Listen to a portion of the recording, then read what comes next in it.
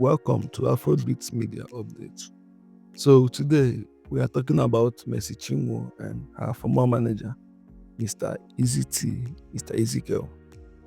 So the accusation has been flying around that Mercy Chinwo is intimidating her former label boss with the use of EFCC and other law enforcement agencies because she is higher mighty, she is connected to, to the papas, the papas that, that EeZee keeps referring to. So right now, looking at all of this and looking at Mercy Chinwo's part of this gist, what do you think is going on really? Is it a question of transparency? Or is it the same thing that Burna Boy talked about? No, not Burna Boy. That Tudmo the Black talked about, that artists are not loyal to their record labels and that the record labels take up all the risk.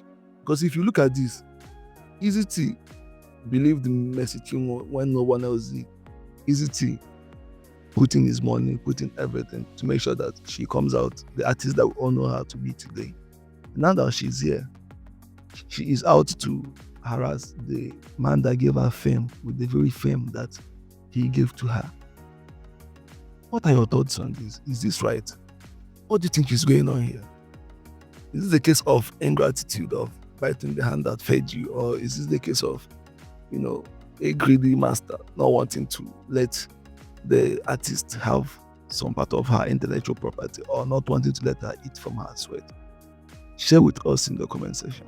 Hello everyone, it's your girl Mercy Chinwo Blessed. First, I want to say thanks to every one of you for your immense love and support.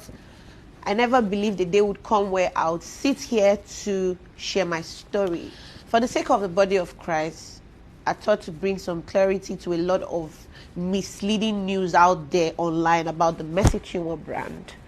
A man said I sued him, came online, made videos to tarnish my image. He looked at me and said, I made you who you are and I will destroy you. I became scared of my life. It got to a point where I had to move from Lagos to Port Harcourt because this man made the environment toxic for me. I've endured bully, I've endured threats. Whatever he's doing on social media now is nothing compared to what I went through. This is not to paint him bad. He took me to court, came online to tell the public that I took him to court. Here are the documents. You took myself and Minister Judike to court. And you're here playing the victim game. You bullied me, you threatened my life, you said you made me who I am and that you would destroy me. When you were the same person, how many lawyers have you changed now? Because you said you're going to deal with me, you have connections, you have money. What did I do? What have I done to you? I took you as a father. I was once your backup singer. I served you diligently. We signed a management contract in 2017. As we progressed, you tried to convince me to sign a 12-year contract, which I said no. Since then, you started acting funny, always toxic because I did not extend the contract. Immediately after my contract, I discovered you forged a new contract. Please tell the world what happened to the 2017 and the 2019 contract. You seized my royalties for 2 years. You're a bully. You're an oppressor. One of my major crimes was when I did a song with Pastor Nathaniel Bassey. Because this man hates Pastor Nathaniel Bassey, you went as far as sponsoring fake news about an innocent child, my son, and you said my son was not my son. And you paid bloggers because you hate Pastor Jerry EeZee. You won't want me to go for his events. The people you fight, I must fight them with you. And when I ask you questions, why don't you like them? You start harassing me. Because he had threatened me countlessly. You said you made me who I am and you have the power to destroy me. You are not God and you cannot destroy me. You have bloggers. I have God. The worst you can do is what you are doing. Like I said, what I went through working with you is nothing compared to what you are doing. You have bloggers. I have God. And I know that God will not let your plan come to pass. For his thoughts for me, they are of good and not of evil. Hello everyone, my name is Dr. EeZee, music executive, EeZee Concepts Global, EeZee Global Ministry. We're here at the court. There had been a purported and orchestrated evil agenda to sell the wrong impression to the public that we're running, and we'll keep wondering why we should be running. This is our country.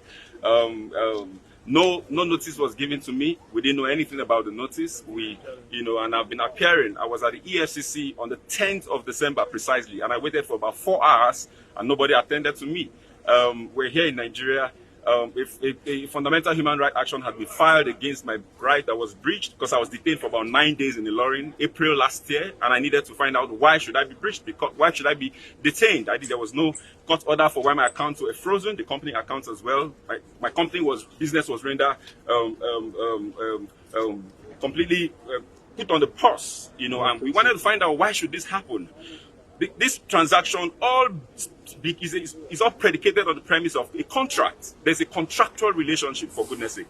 And this contractual relationship, prepared by a certified lawyer, Udo Odoma, who is our copyright lawyer. There was a breach on this contract where the said artist, who is supposed to be a gospel artist, who is supposed to have integrity, who is supposed to sing Jesus and mean Jesus, who is supposed to keep to her words and terms of agreement, breached the contract, boycotted monies for events into her personal accounts, where it was using the same contents that belongs to us, earns those monies personally without any form of remittance. We were remitting royalty until we sent a mail officially and said we will no longer send a mail to you any more royalties until there's a proper mutual financial reconciliation. We need to have a meeting, and this will be done on the premise of an unbiased audit without any form of religious influence of one of your fathers or your mothers who have your interest and want to twist us to do what is not wrong. It's about justice. No, when we say these things, is it about money? No, this is not just about money. This is about truth. This is about sincerity. This is about integrity. This is about saying yes and you keep to yes. This is a 50-50 transaction where we have not even recouped capital. By that, I mean we're sharing 50-50 on gross, not on net. And that's a fair contract, for goodness sake. But when I got to the EFCC, I was told not to write my truth. I was told there's nothing about contract. All they just deal with is figures, and I should just write the monies that I'm owing. And I say we can't talk about monies without talking about what gave birth to money. The monies came as a result of the contract. This contract, monies was invested into the artist, and it generated this amount of money. And if there was money that was supposed to come to us and it wasn't coming, and we communicated, you cannot communicate and divert. You can't divert what you have communicated. And there's a mail to that effect. So how is this diversion? That's the question. The monies went into the right channels. By right channels, I mean the accounts that are known to the artist. There was no mail, regarding diversion of money. There was no resentment whatsoever with respect to how finances were going up until when this contract was breached. And we have every evidence to clear this. How then is this a criminal offense? This is a purported plan by a cartel of evil people who have the face and the mask of Christianity to destroy the system, to give an impression. I'm talking about someone who has earned over $1,500,000 from the same contract. How do you discredit what you have benefited from? The over $600,000 we're talking about is just for streams, not even for events. We have series of meetings where you went for, you didn't tell people you were going, you hid it because you didn't want us to know. That's not transparency, for goodness sake. There is no way on the surface of the earth that you hear a label taking 50 and giving the artist 50. And I mean, we paid rent for 5 years, you didn't pay a dime. You don't have a receipt. We gave you cars for all the period. We expended 100% expenditure on your career. This is unfair. This is not the right thing to do. We didn't go to court. We went to court because I wanted to ask that my fundamental right. And why? Because every time I made efforts to see how we can sit down to resolve, the clergies refused. They said my attempt to want to have a peaceful resolution meant weakness, and I would not be bold enough to say, if I don't have anything else, I have my truth, I have my voice, and the world will hear. This is us at the court here at Federal High Court. I was told that I ran away and I'm here. This is Dr. EeZee. We had also said the right thing to do is to go through an arbitration. When the audit collapsed because of the bias by the people who are supposed to handle it right, we now said, okay, let's explore what the contract provides, which is arbitration through the multi-law court, where this platform brings an independent auditor, either from ICANN, that is neutral and not affiliated to any of the parties, to look into the books. I will publish all our books to the world to see, and let her publish hers as well. Let there be transparency to the world, since we cannot settle it privately. What I will not take is to be twist. I will not be bullied. I will not be intimidated. No, I will not. It won't happen. Nobody has exclusivity or monopoly of madness. The law is the law, and it's clear.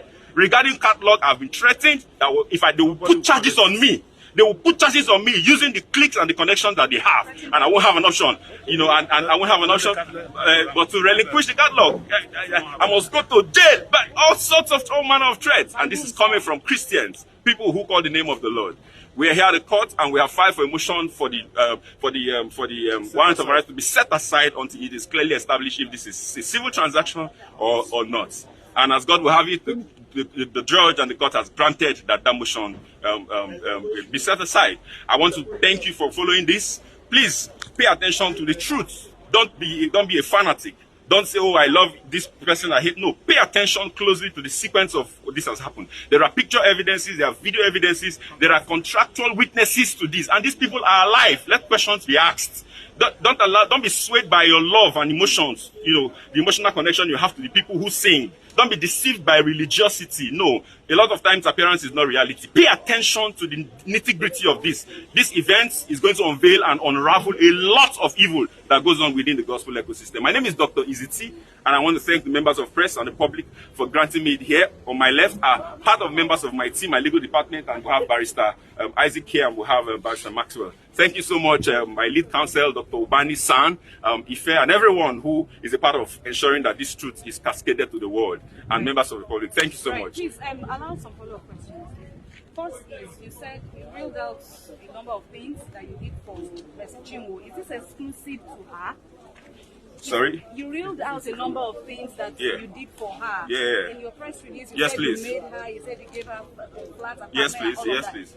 Is this exclusive to Mercy Chinwo, or with respect to her contract? Sir, look up, sir. So that's the contractual obligation. From our own end, we're supposed to provide all costs. It's a 360 deal, which means a recording and management contract. So we provided all costs: production costs, housing costs, video costs, mobility costs, and we have the receipts and evidence for all of this. Yes. So yeah. Is it exclusive to Mercy Chinwo? It is not exclusive to artists under your It is label? exclusive to all the artists on the label. Yes, please. Okay. Herself and every other person that is part of this orchestrated conspiracy. So all other artists enjoy. They enjoyed it, yeah. Yes, please. Yes. 50-50 for every other artist. Yes, so it's a 50-50 for her. And then it's a 60-40 and 40-60 for some others, and then 50-50 for. But at the end of the day, the ratio is 50-50, yes, based on the agreement. Okay, sir. And then you said while you were in EFCC custody. Yes, please. You stressed that it's a civil dispute. Yes, please. But they said they are dealing with figures that I shouldn't talk about. They want you to acknowledge that I was. You owe her. Okay, so how did it end? The reason I stayed 9 days in EFCC is because they said to me that if I do not write what I am told to write, I would remain in detention. So because I needed to be free, it's my very first time being in the police station. I want to challenge the public that you will not find my name traced to any law enforcement agent anywhere in the world. I've never visited the police station before. I am a credible Nigerian. I do business and I'm straight. But then I was told that if I do not write, compelling me to write in the manner I was being told to write, that I was going to remain in their custody. And what do you do? What do? You have to follow somehow. So under duress, I did the things that I did, and then I agreed to transfer a certain amount of money, of course, because the account was blocked. I didn't get a court order. Okay, $274,000 was made to be transferred to her, and then I said to them, "Why are you making me to transfer money to her when she is not remitting or giving back what she owes? She owes the company a third album and a couple of singles. She has money she's boycotted into her personal accounts that we're not aware of. She didn't give account of. She has events she had attended. We need this transparency has to be both ways. So it's already one-sided.